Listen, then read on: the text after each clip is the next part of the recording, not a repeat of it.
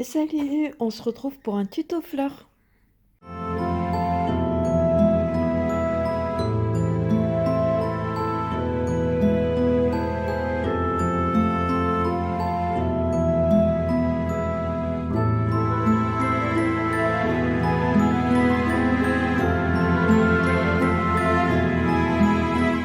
Et salut, alors aujourd'hui on se retrouve pour un tuto fleurs. Une abonnée m'avait demandé en fait comment je faisais les fleurs qui étaient à moitié ouvertes comme ça. Elle ne savait pas trop où mettre les ombres. Donc je vais vous montrer comment je fais. Comme d'habitude, tuto AMF, à ma façon. Je ne prétends pas avoir la meilleure des façons de faire, mais en tout cas c'est la mienne. Donc j'ai décidé de faire ça au 2G France. Alors oui, j'ai commencé parce qu'en fait, j'ai pas appuyé sur le bouton pour enregistrer, donc, donc voilà. J'ai décidé de faire ça au 2G France parce que je voulais vous montrer une petite astuce pour quand on a des crayons en fait de moyenne gamme. Donc, hop, dans les 2G France, j'ai pris le 111, le 186 et le 239. Et en plus, je vais prendre mon blanc des Prismacolor. Je vais zoomer encore un petit peu plus pour que vous voyez bien ma façon de faire. Donc là, c'est pas mal zoomé. J'espère que ça sera pas trop zoomé non plus. Hop. Donc, je vais finir ma pétale qui est là. Hop. Et je vais repartir sur d'autres pétales.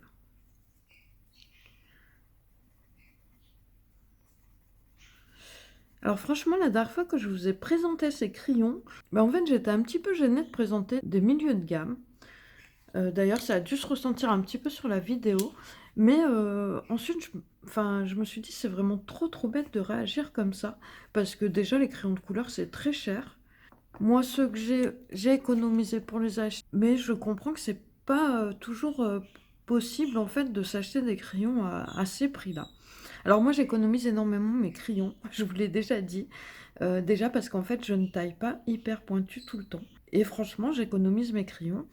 Parce que quand je vois d'autres personnes et qui colorient pas plus que moi et qui usent leurs crayons beaucoup plus vite, ben voilà quoi. Moi c'est vrai que les Prismacolor, voilà, c'est mon plus petit en sachant que ça fait 2 ans que je les utilise et j'en ai pas passé. J'en ai passé aucun. Donc voilà, j'économise quand même assez mes crayons. Alors, je sais pas pourquoi, je fais toujours ça. Je choisis ma lumière qui vient de haut de haut, d'en haut à droite. Alors, je fais toujours ça, je sais pas pourquoi. C'est pas grave. Donc là, ce que je vais faire, c'est... Bon, les petits traits nous gênent peut-être un petit peu pour bien percevoir le dessin. Mais en fait, voilà, je vais imaginer un cône qui vient d'ici. Là, par exemple, je vais prendre mon pinceau. Et je vais vous montrer ça autrement. Alors, admettons que ici on ait une lune, que notre source lumineuse, elle soit là et que ce soit une lune. En fait, la lumière, elle va faire comme un cône, comme ça. Le point qui est là, ça sera le point le plus lumineux. Et plus ça va s'écarter en cône comme ça, et moins ce sera lumineux. Alors, nous, dans le coloriage, on n'essaye pas non plus, pour la plupart, on n'essaye pas non plus de faire des choses ultra réalistes. C'est pas ça qu'on... En tout cas, moi, c'est pas ce que je recherche. Mais j'essaye d'être cohérente quand même au niveau de la lumière. Donc, là, ma source lumineuse est là. Et en fait, on va voir tous... On imagine un trait. Hop, on imagine un trait qui part de notre source lumineuse. Et on imagine où c'est que ça va taper.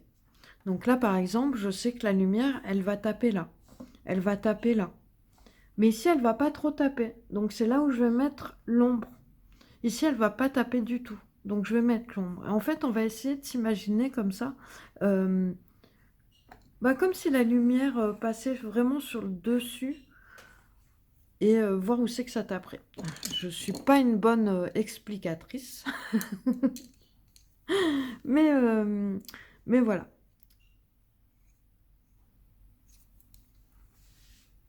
Donc, hop, je prends ma couleur la plus foncée. Et là, je vois que par exemple, ça va pas taper. Ma lumière ne va pas taper là, elle va passer au-dessus. Donc là, ça sera le côté le plus sombre.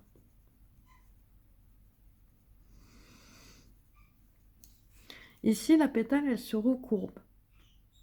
Donc en fait, comme ma lumière vient de là, bah en fait, ce qui va être en dessous de la pétale, c'est pareil, ça sera dans l'ombre.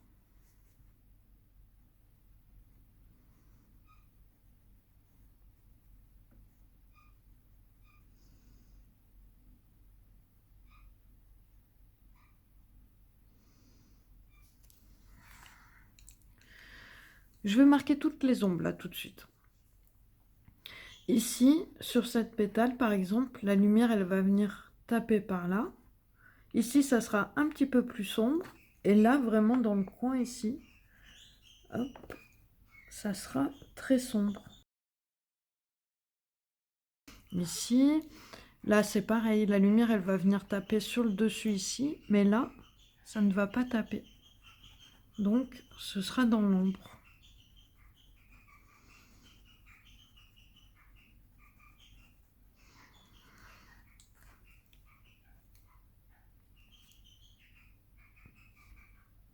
Alors, des fois, c'est un petit peu difficile de lire le dessin. Par exemple, ici, j'ai du mal à voir s'il n'y a qu'une ou deux pétales. C'est ce petit trait là en fait qui me fait hésiter à me dire si c'est deux pétales ou une seule. Mais bon, je vais la considérer comme une seule. Donc ici, pareil, ça va venir taper la lumière, mais elle va pas venir taper en dessous.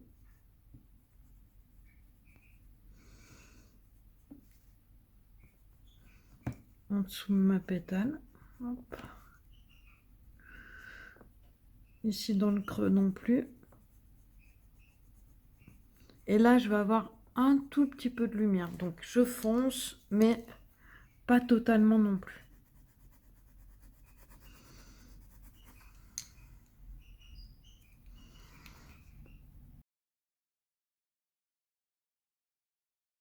Donc, et je fais pareil avec chaque pétale. Là, pareil, ça va venir taper.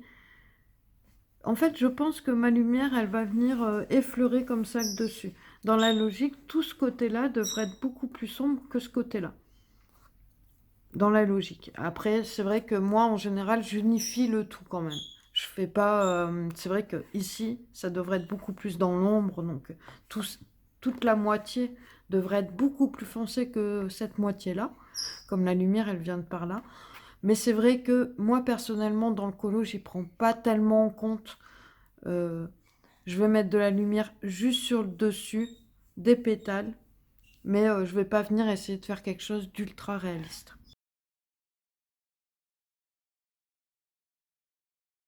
Donc là, c'est pareil, la lumière, elle va pas venir taper, donc je vais mettre de l'ombre. Et là, je vais plus venir dans la lumière, comme ma lumière vient taper dessus. Après, vraiment, faites comme vous le sentez. La seule chose, c'est d'amener beaucoup de contraste. Et justement, c'est ce que je voulais vous montrer. C'est qu'avec les crayons, en fait, de moyenne gamme, on a du mal à avoir des couleurs très foncées. Et du coup, moi, ce que je fais, c'est que je vais prendre des couleurs beaucoup plus foncées, par exemple, qui n'ont rien à voir. Par exemple, ici, voilà, j'utilise du magenta, j'utilise un rouge-violet. Du coup, ce que je vais faire, c'est que je vais essayer de venir prendre soit un violet, soit un bleu. Parce que vous voyez, là, j'ai pris quand même... Hop, c'est laquelle que j'ai pris? C'est la 239. Vous voyez que là, sur le papier, quand même, elle donne quand même assez foncé. Mais c'est pas assez foncé, il n'y a pas assez, y a pas assez de contraste. Et dans les couleurs que j'ai, après, c'est pas les mêmes couleurs ici, mais dans les couleurs que j'ai, bah, c'est difficile d'avoir quelque chose de très très foncé. Pourtant, ici, elle paraît foncée, mais en fait, ça ne l'est pas tant que ça. Donc, il va falloir qu'on s'adapte avec ces crayons-là. Donc, moi, ce que je vais faire, c'est que je vais venir prendre, par exemple, ce violet-là, le 198, qui est quand même une couleur qui part, en fait, là, on est sur du rouge-violet. Donc, il y a quand même du violet, et là, c'est du violet. En fait, vous pourriez très bien mettre du noir. Mais en fait, ça, c'est mes restes de peinture. Quand on fait de la peinture, le noir, c'est une erreur. C'est une erreur de mettre du noir pour les ombres. On va venir, en fait, souvent mettre les complémentaires. ce qui va venir griser la couleur et donc apporter cette ombre. Mais vous voyez que déjà, ça apporte quelque chose de bien plus ombré, avec beaucoup plus de contraste. Et c'est vrai que dans les couleurs de moyenne gamme, on a vraiment du mal à obtenir justement ces couleurs très foncées, à avoir du contraste. C'est assez difficile. En tout cas dans ceux que j'ai. Moi, j'ai pas beaucoup de crayons de moyenne gamme. J'ai du coup les deux G France, j'ai les Arteza et j'ai les Giotto Style Nouveau, si on peut appeler ça. Non, je dirais pas en fait. Je dirais pas. Même si leur qualité est quand même correcte pour le nombre de couleurs et le prix.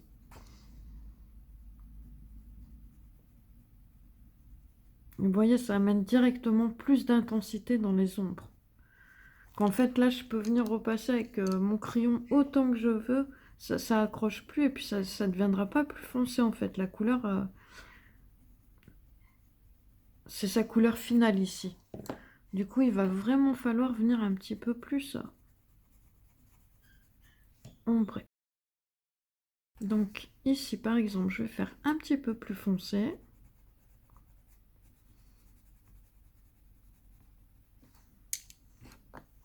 Je vais quand même mettre un peu de ma couleur la plus foncée dans mes premiers crayons.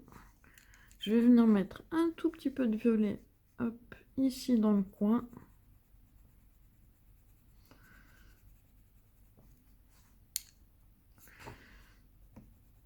Et franchement, la dernière fois, j'étais gênée de vous proposer ces crayons. Alors franchement, moi, je les trouve très bien. Je les trouve agréables à utiliser. Je trouve que pour leur prix, ils sont vraiment bien.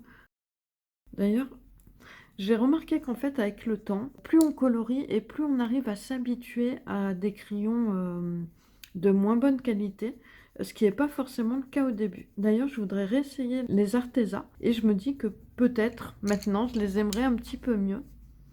D'ailleurs, je vous avais dit que les Arteza, je voulais les vendre.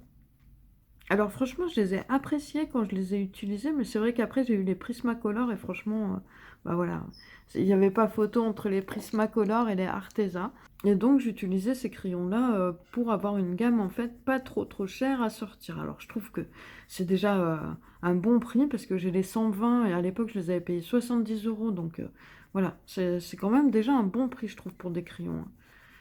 On va dire, au début, jamais je n'aurais pensé mettre autant dans des crayons. Franchement, ouais. Jamais j'aurais pensé. Puis d'ailleurs, j'aurais vu des gens faire ça. Je me serais dit, mais n'importe quoi. Des crayons, ça reste des crayons. Alors que pas du tout. Pas du tout. Alors c'est sûr que parfois, ça peut paraître ridicule sur le fait que, voilà, on fait du colo. On fait pas non plus des illustrations qui sont vouées à être affichées et gardées longtemps. Mais c'est vrai qu'on apprécie quand même d'avoir des bons crayons, qu'on arrive bien à mélanger. Donc là, je prends mon blanc pour venir blender un petit peu aux endroits où la lumière tape le plus. Hop. Donc je vous reprends un peu après. La vidéo dure déjà assez longtemps. Donc, comme j'expliquais, vous choisissez votre point lumineux. Moi, par exemple, j'ai choisi que ça vienne d'en haut à gauche, à droite, pardon. Et donc, je vais réfléchir à... Je vais penser à des traits, en fait, qui passeraient comme ça. Et je vais voir où c'est que doit taper la lumière. Bien sûr, ça va tomber sur les choses les plus hautes. Si j'avais choisi en haut à gauche, par exemple, ici, ce serait moins foncé. Parce que la lumière viendrait taper sur la gauche et moins sur la droite. Bon, je ne suis pas la meilleure pour les ombres et lumières, mais on m'a demandé ma manière de faire. Donc voilà, j'ai voulu l'expliquer. J'espère que j'aurai quand même été assez claire dans mes explications. Et surtout, voilà, dans les creux, insister sur les ombres. Par exemple, ici, j'aurais quand même pu insister un petit peu plus sur le contraste. Vraiment, il faut penser contraste, contraste, contraste. Et ça, c'est quelque chose que je dois aussi m'appliquer à moi-même. J'ai tendance à ne pas assez contraster et c'est ça qui va donner du volume en fait à votre sujet. Donc voilà, j'espère que cette vidéo vous sera utile, que j'aurai quand même été assez claire dans mes explications. Et ben moi, je vous souhaite une agréable soirée, journée, et je vous dis à très bientôt. Ciao!